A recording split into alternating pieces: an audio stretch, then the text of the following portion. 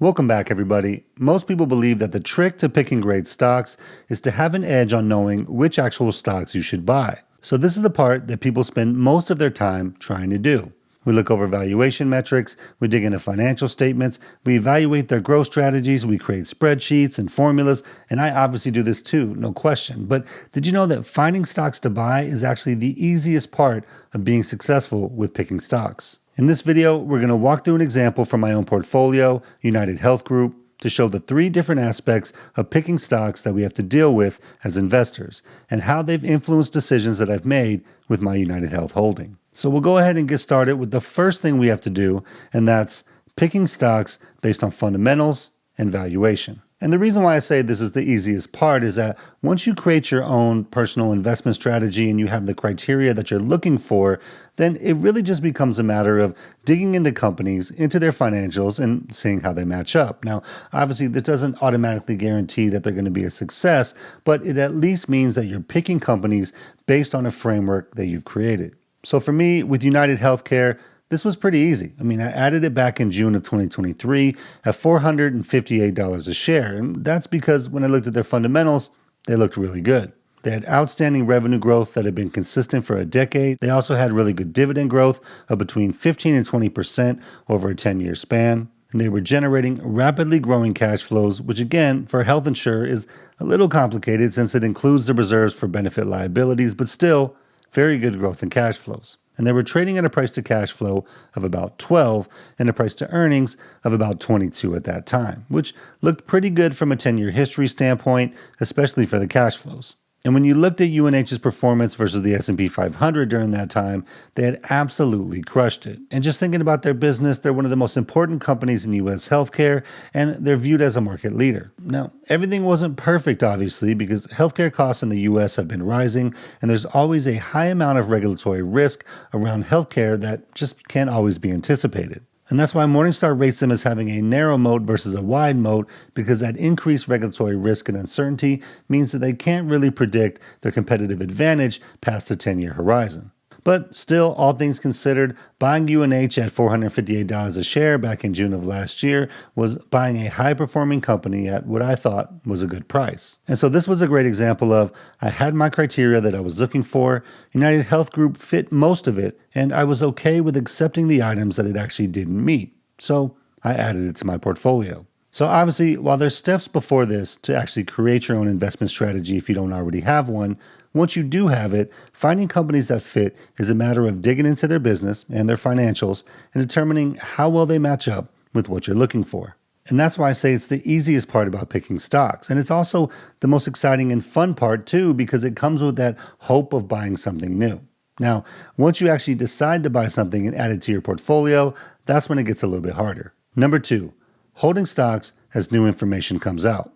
Now, one of the biggest challenges with picking individual stocks is dealing with the 24/7 financial news cycle, because every day we're bombarded with new information, headlines that are meant to evoke fear or emotion just to get you to click, and stock prices that crash or soar based on some news of the day. And as human beings, it plays on our emotions, our confidence, our insecurities as investors, and it can force us into bad decisions or overreactions. And it's happened to me plenty of times. I'm no different than anybody else. Because when the price of our stocks react to the headlines in a dramatic way, it just makes it that much harder.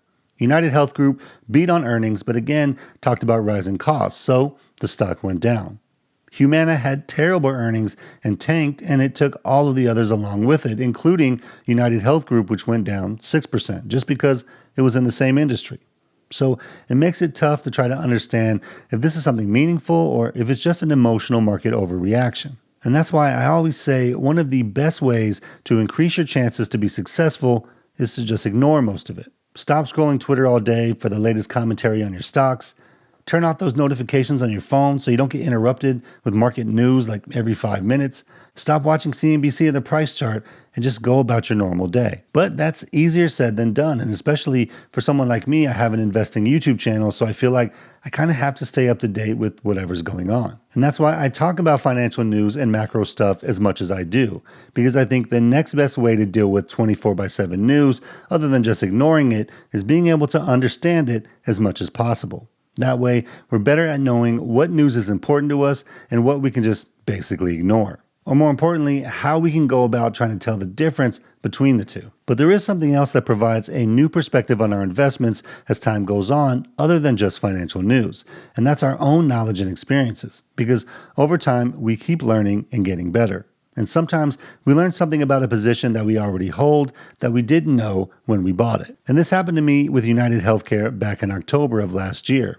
I was actually doing a stock analysis on CVS, and in trying to understand how they organize their financial statements and how their businesses are broken up, I realized just how complex and relatively low margin healthcare services can actually be. Plus, I saw that most of CVS's growth was due to acquisitions, which is relatively normal where the big providers in healthcare keep growing by acquiring smaller ones. But that also means that the balance sheets look a little bit better with a boatload of goodwill that shows up on the asset side, which normally I don't love. And that's something I didn't notice with UnitedHealth when I first analyzed it and added it to my portfolio. And again, that's nobody's fault but my own. But the point is that I learned something new in analyzing one of UNH's peers that I didn't know when I actually added it to my portfolio. And at the time, UnitedHealth was my top holding at a whopping 23% of my total portfolio. And that just wasn't something that I was comfortable with, especially with the new information I learned from analyzing CVS. So I trimmed a quarter of my UNH position because I still thought they were a good company, but I didn't want a high regulatory risk, low margin business being 23% of my portfolio.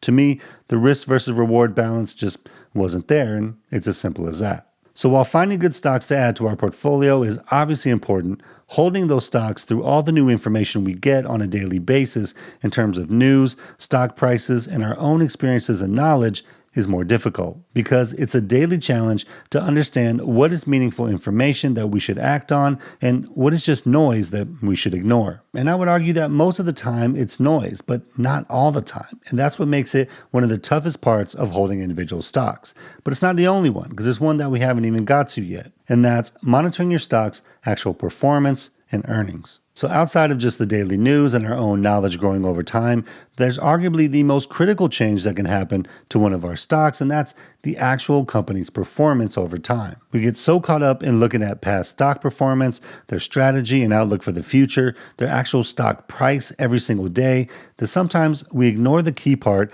of analyzing any business, monitoring to see if they're actually performing the way that you expect them to. And my video about Every Stock Has a Story was really about that part of the process. We buy a stock for a reason, whatever our criteria are, and we should have expectations of what we think the company is going to do going forward. So as they execute and report earnings each quarter, we should at least see if that story we've built is still intact.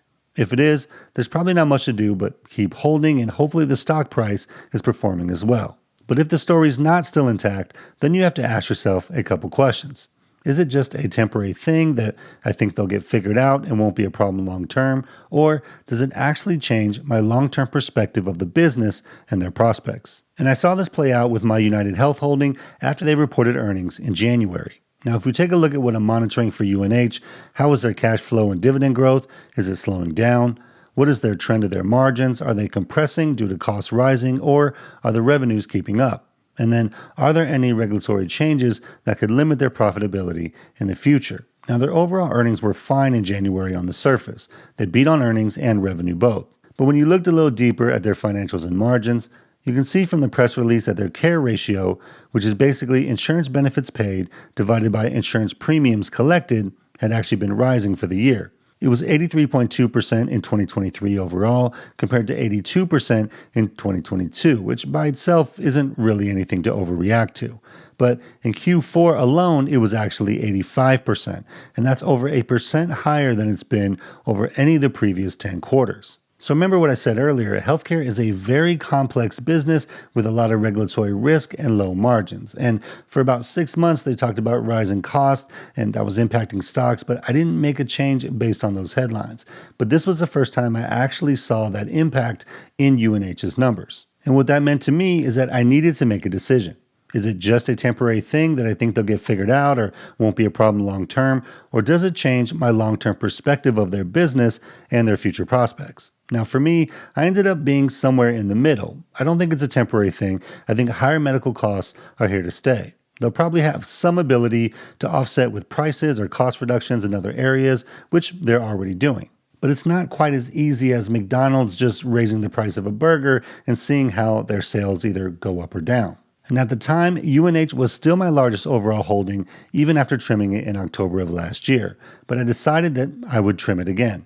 So that way, I'm reducing some of the risk in my portfolio for the rising costs and declining margins, but I'm still keeping them in my portfolio to see how they continue to perform over a longer time, because they still had a pretty decent forecast for 2024.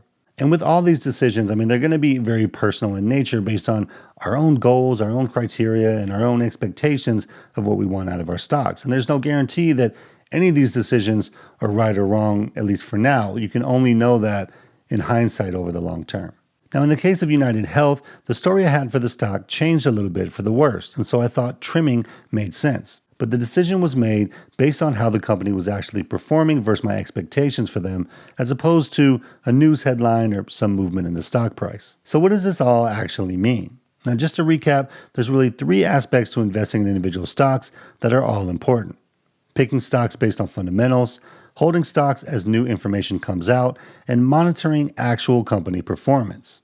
We tend to focus a lot on how to find a great stock and understand what we can do to buy the best stocks possible, but I actually think the toughest part of this whole process is holding stocks and knowing when to take action on new information that you get because it's meaningful enough and when to just wait it out and do nothing. We've talked about before that most of the time just doing nothing and waiting for the market to do its natural thing, which is go up over the long term, probably works best for most people. Now, for me personally, I take a little more active approach in managing my portfolio in the hopes that it gets me better returns, but we'll just have to see if that's true over time. But it all comes back to what our own expectations, goals, and personal investment strategy actually is. And the most important thing is to have that identified and use it as a guide whenever we're making decisions. Every decision to buy, sell, or hold isn't always going to be right, but hopefully we keep learning along the way, refining our process as we go. And over the long term, we get to see the benefits of that work and discipline as we make progress on our investing goals. So next time you hear someone say, man, picking stocks is really hard, you should respond back with, yeah, you should try holding them sometime. So do you guys have any stories about stocks you had a hard time holding? Let me know down in the comments below. Now, if you want to see me break down the story for each of the stocks in my portfolio and what I monitor for each, click on this video right here. Hope you guys have a great day out there. Financial independence is true freedom, so keep building and stacking wins, and I'll see you guys in the next one. Peace.